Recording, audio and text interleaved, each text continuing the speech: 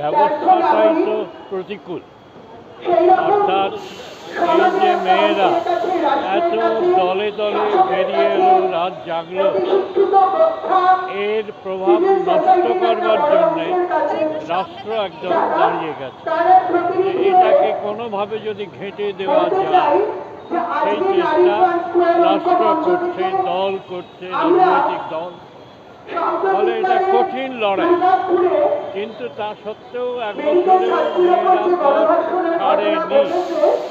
এইটা নিশ্চয়ই মানুষের মনে প্রভাব ফেলছে এবং আমি আশা করি এর প্রভাব এক সময় না এক সময় আমরা দেখতে পাবো। আদৌ কি কোনো প্রভাব পড়েছে? আমরা গত বছর দেখেছি, গত বছরেই রাত জাগা হয়েছিল। আমার মনে হয়, কারণ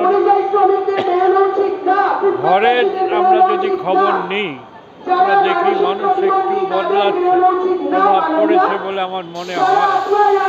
তার রাজনৈতিক প্রতিক্রিয়া কতটা হবে আমি জানি না, কিন্তু গ্রামে গঞ্জে মানুষের মনে একটু প্রভাব পড়েছে। রাজনৈতিক পরিবর্তন তা না হলে